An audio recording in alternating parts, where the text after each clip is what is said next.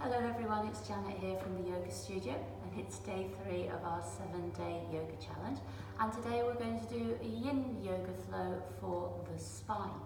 So the way that this video will work is I will first of all explain the principles of our yin yoga practice, and then I will show you a pose, and then I will suggest you pause the video, stay in it for the length of time that works right for you within the parameters I've suggested, and when you're ready to move on, then make sure that you then come out really slowly and carefully because the body will feel fragile, and then press play and come on to the next pose.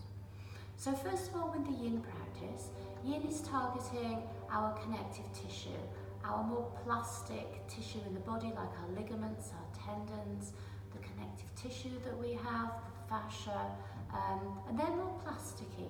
So what that means is we have to stay in a pose for longer, but not as in a great depth as we may do in some of our active practices. So the first principle of our yin yoga is we come into a pose at the appropriate depth. What does that mean? You need to be bringing the body under a low to moderate stress, or the way it was described to me is a discomfort scale of 1 to 10. 1 being no discomfort, 10 being pain, and you really want to be hovering around 2 to 4 on the discomfort scale. Feeling the pose is far more important, staying in the pose for the length of time, than having an extreme experience. So try it and remember that. So that's your first principle, stay in the pose at the appropriate depth. Second principle, we then resolve to be still. Slow, persistent pressure on the ligaments, on our tissue, and the third is to stay for a period of time. So, I will remind you of that as we go along. Our first pose that we are going to do is our butterfly. So, for this one, we want to bring the soles of the feet together, knees flip out to the side. As you can see, I've got quite a big gap here. We don't have the heels too close to the body. And if you feel that you're sat back a little bit here, you can always pop something underneath your bottom. Then taking a nice breath, inhale, and as you exhale, round the spine and just flop down. Bringing yourself down, maybe holding onto your feet, maybe if it's available, bringing the hands underneath the calves and just staying here. So you can stay in this pose anything from 2 to 5 minutes, depending upon how you're feeling. Check in with your discomfort scale while you're there. Make sure you stay between 2 and 4, this low to moderate stress. And just focus on the sensation, staying in the breath, in the moment. So, 2 to 5 minutes in this pose. Pause your video. I'm going to move on to the next pose. So our next pose we're going to go from here is Sphinx.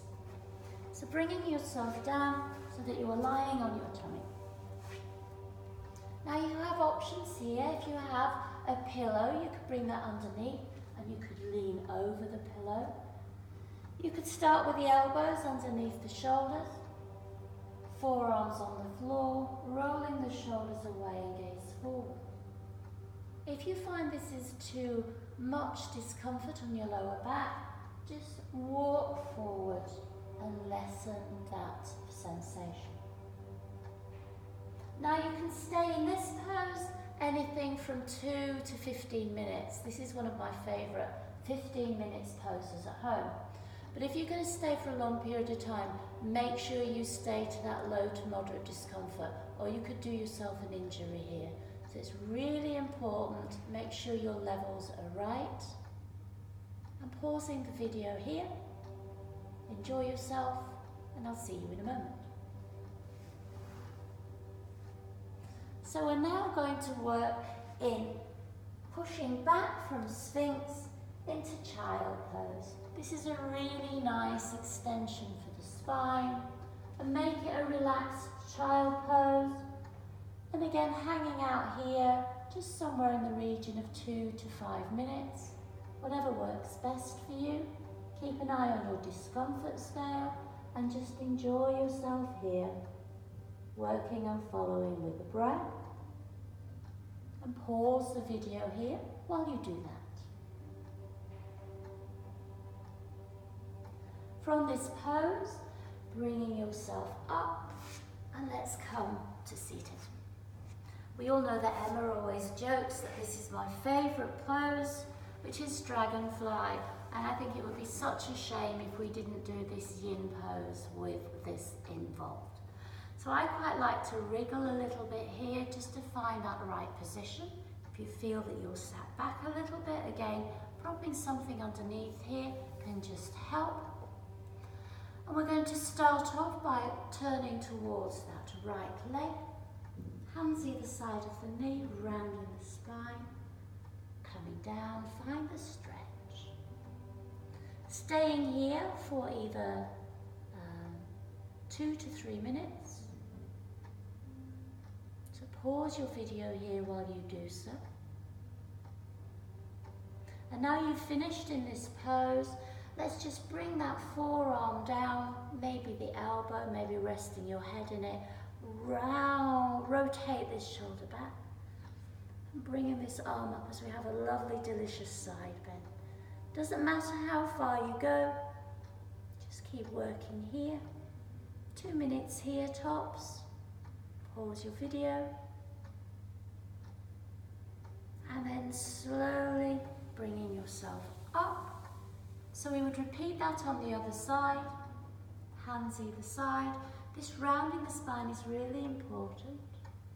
Make sure you've got 2 to 3 on your 2 to 4 on your discomfort scale. Staying here for 2 to 3 minutes. Pause your video. And then bringing yourself up, resting that elbow in, maybe resting your head, opening up the chest, bringing that arm up, following your breath. 2 minutes is more than enough here. Pause your video. And when you've done, let's come back up to center. Just spend a moment just noticing how you feel. And then let's just come straight down the center, rounding the spine. And just surrendering to the pose.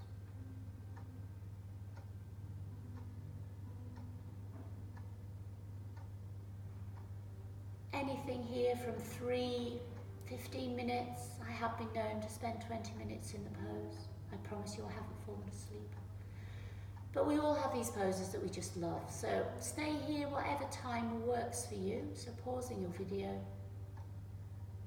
And carefully coming out. You spent a significant amount of time in this wide leg pose here.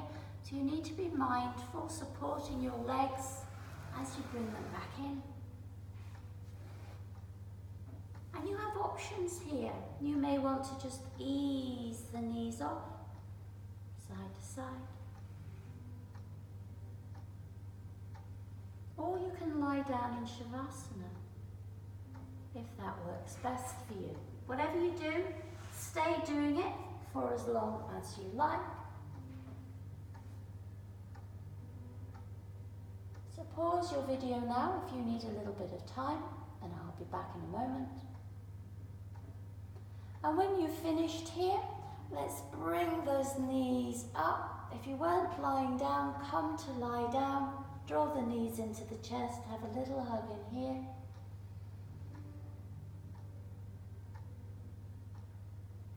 And let's bring the feet to the floor. Arms out shoulder height, we're going to twist. Now you can do whatever way you want to twist. Whether you wish to have one leg straight and to bring the bend across in this manner, or you may want both legs bent and to work in this way. Or you can either go for your twisted roots if you wish. So it's all about you finding that twisting sensation that works for you. And when you do, bring yourself into that posture, looking over the other shoulder if that works, brings that completion to the twist, and spending 2 to 5 minutes on each side. If you want to pause the video now, then do so. Or when you've finished, make sure you then go into your Shavasana, and again take at least 5 minutes, if not longer, in Shavasana before slowly bringing yourself up and getting on with your day. So, I hope you have enjoyed your Yin Yoga flow with me today. Namaste.